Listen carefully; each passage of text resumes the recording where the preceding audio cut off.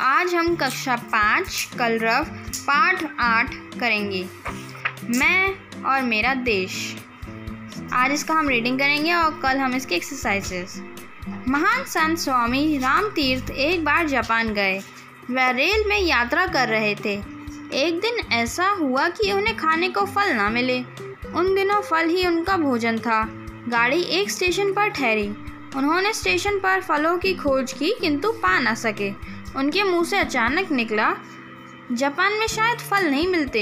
एक जापानी युवक प्लेटफॉर्म पर खड़ा था।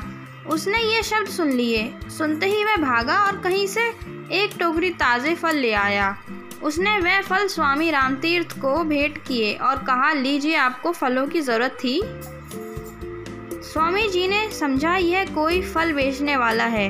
उन्होंने उससे फलों के दाम पूछे, पर उसने दाम लेने से इनकार कर दिया। बहुत आग्रह करने पर उसने कहा, आप इनका मूल्य देना ही चाहते हैं तो अपने देश में जाकर किसी से यह ना कहिएगा कि जापान में फल नहीं मिलते।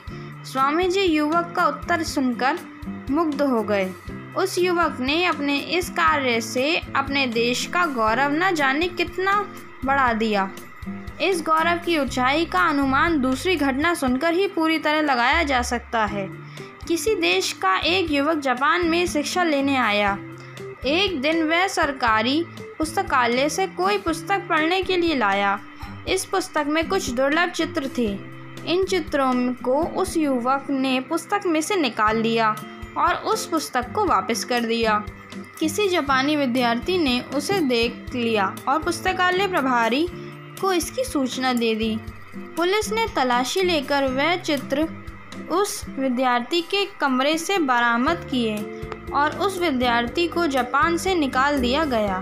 अपराधी को दंड मिलना ही चाहिए, पर मामला यही नहीं रुका और उस पुस्तकालय के बाहर बोर्ड पर लिख दिया गया कि पुस्तकालय में इस विद्यार्थी का प्रवेश तो वर्जित है ही, उसके देश के निवासियों का भी प्रवेश वर्जित है। जहां एक युवक ने अपने काम से अपने देश का सिर ऊंचा किया था, वहीं दूसरे युवक ने अपने काम से अपने देश के मस्तक पर कलंक का ऐसा टीका लगाया जो ना जाने कितने वर्षों तक संसार की आंखों में उसे लांछित करता रहा। जब हम कोई हीन या बुरा काम करते हैं तो हमारे माथे पर ही कलंक का टीका नहीं लगता, बल्कि देश का भी सिर नीचा होता है और उसकी प्रतिष्ठा गिरती है। जब हम कोई श्रेष्ठ कार्य करते हैं तो उससे हमारा ही नहीं सर ऊंचा होता, बल्कि देश का भी सिर ऊंचा होता है और उसका गौरव बढ़ता है। इसलिए हमें कोई ऐसा कार्य नहीं करना चाहिए जिससे देश की प्रतिष्ठा पर आँच आए। क्या आप चलती रेलों में, मुसाफिर खानों में, क्लबों में, चौपालों पर और मोटर बसों में कभी ऐसी चर्चा करते हैं कि हमारे देश में ये नहीं हो रहा है, वह नहीं हो रहा है और यह गड़बड़ है, यह परेशानी है? साथ ही क्या आप अपने देश की तुलना किसी अन्य देश के साथ करते हैं कि कौन सा देश श्रेष्ठ है और कौन सा देश हीन है? यदि हाँ, तब आपको चिंता होगी कि देश की प्रतिष्ठा को बनाए रखने के लिए हमें क्या करना चाहिए। क्या आप कभी केला खाकर छिलका रास्ते में फेंकते हैं? अपने घर का कूड़ा बाहर फेंकते हैं? आप शब्दों का प्रयोग करते हैं? इधर की उधर, उधर की इधर लगाते हैं? अपने घर, दफ्तर, गली को गंदा रखते हैं?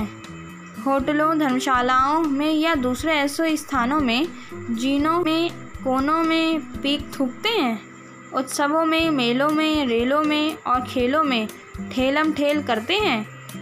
निमंत्रित होने पर विलंब से पहुंचते हैं या वाचन देकर भी घर आने वालों को समय पर नहीं मिलते और इसी तरह शिष्ट व्यवहार के विपरीत आचरण करते हैं?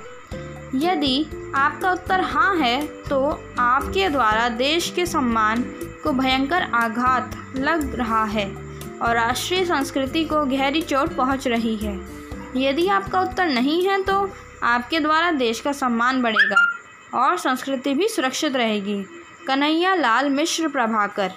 अब इनके बारे में जानते हैं। कन्हैया लाल मिश्र प्रभाकर का जन्म 29 मई 1906 में सहारनपुर जिले के देवबंद गांव में हुआ। यह हिंदी के जाने माने निबंधकार थे।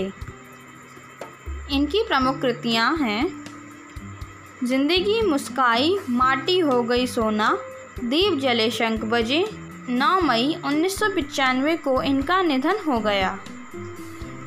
आइए अब इसके शब्दार्थ करते हैं।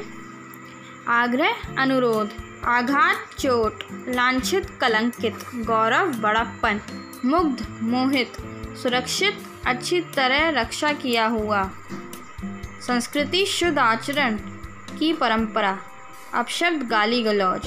तो इसी के साथ आज की वीडियो कंप्लीट होती है। हम नेक्स्ट वीडियो में इसकी एक्सरसाइजेस करेंगे। Thank you for watching.